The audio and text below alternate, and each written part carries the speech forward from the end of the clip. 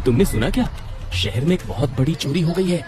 किसी शातिर चोर ने एक बड़ी गहनों की दुकान से बेशकीमती मोती चुरा लिए हैं और पुलिस उसे सब जगह ढूंढ रही है।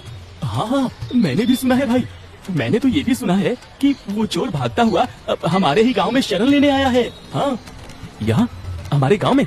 वाह, तब तो मैं भगवान से मनाऊंगा कि वो चोर मुझे ही मिल जाए और मुझे कुछ मोती दे दे। सभी लोग एक साथ हंसने लगते हैं।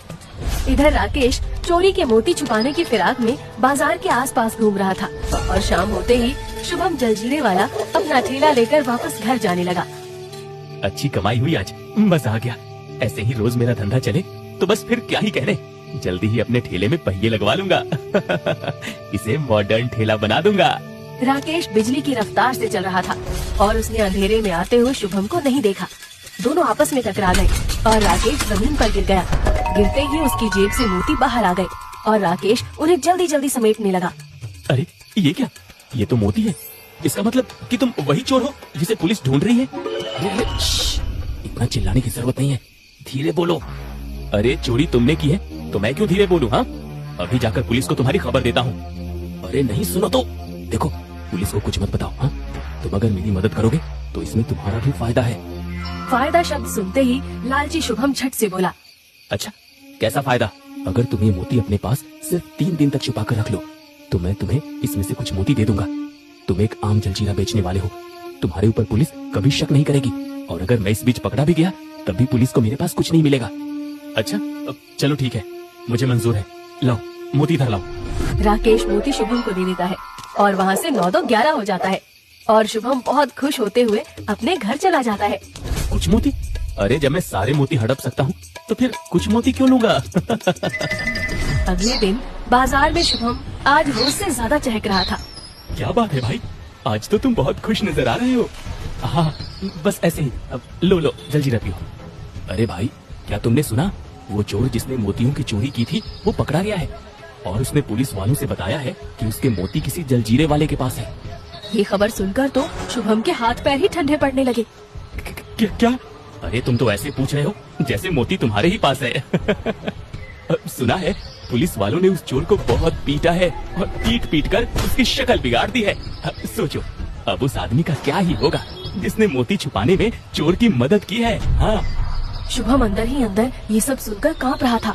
जैसे तैसे उसने दिन काटा और शाम होते ही अपने घर को भागा। हे भगवान, ये मैं कहाँ फंस गया? अब क्या होगा? पुलिस वाले तो बहुत मारते हैं। नहीं, मैं ये बेशकीमती मोती अपने हाथ से जाने नहीं दूंगा।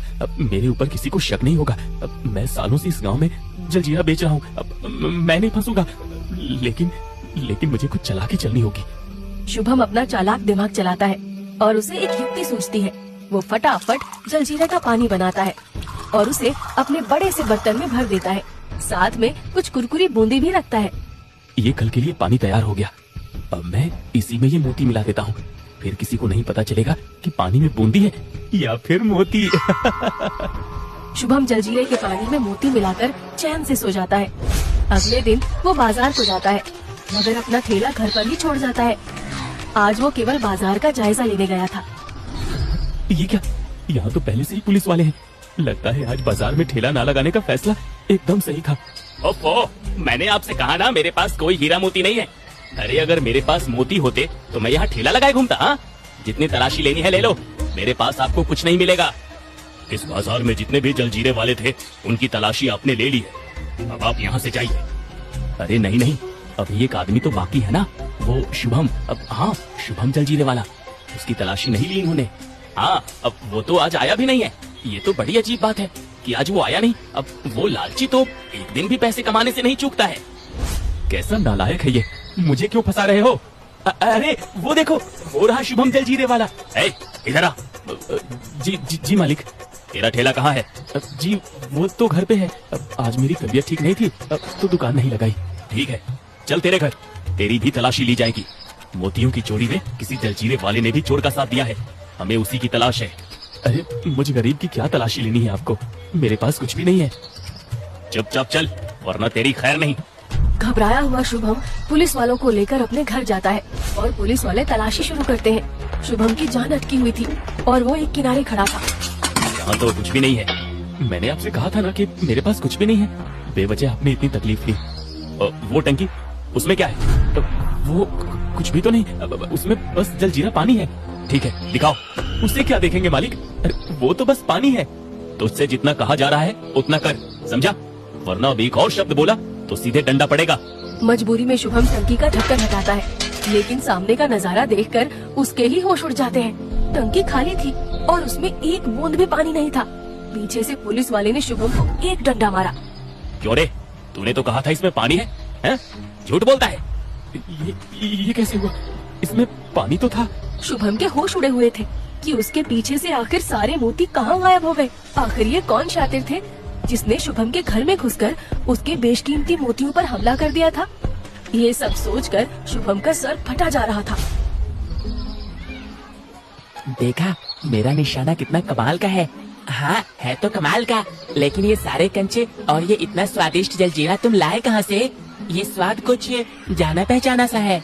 राहुल नाम का शैतान बच्चा, जिसे शुभम ने एक बार जलजीरा पिलाने से मना कर दिया था, चोरी छुपे शुभम के घर में घुस आया था। ये दुष्ट जलजीरे वाला, इसने उस दिन मुझे जलजीरा नहीं दिया था ना। अब देखो, आज मैं इसका सारा जलजीरा पी जाऊंगा। लगता है वो बाजार गया है, यही सही मौका है। राहुल जल्दी से टंकी खोलकर जलजीरा को अपने लाए बर्तन में भरने लगा और फटाफट जलजीरा चुराकर वहाँ से भाग निकला। ये मत जानो, बस इतना जान लो कि ये सारा का सारा जलजीरा बस मेरा और मेरे दोस्तों का है, इसलिए जी भर के पियो। और इसमें मुझे ये अजीब से चमकने वाले कंचे भी मिले हैं, तो आज किसी को अपने घर से कंचे लाने की जरूरत भी नहीं है। वाह वाह, दोस्त हो तो तुम्हारे जैसा। बच्चे खेल ही रहे थे कि तभी उनमें से एक बच्चे के पिता वहाँ आ गए, जो पुलिस में थे। अरे राहुल, ये क्या? तुम फिर से कंचे से खेल रहे हो? मगर मैंने तो तुम्हारे सारे कंचे कूड़े में फेंक दिए थे, फिर ये कहाँ से आए?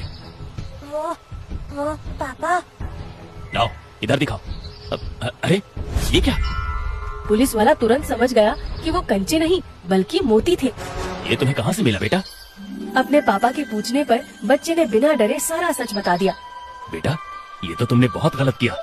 ऐसे किसी से बदले की भावना रखना अच्छी बात नहीं है। अगर जलजीरे वाले ने तुम्हारे साथ गलत किया था तो तुम्हें मुझे बताना चाहिए था ना। अब आगे से ध्यान रखना, झूठ बोलना और चोरी करना, ये दोनों गलत है, समझे?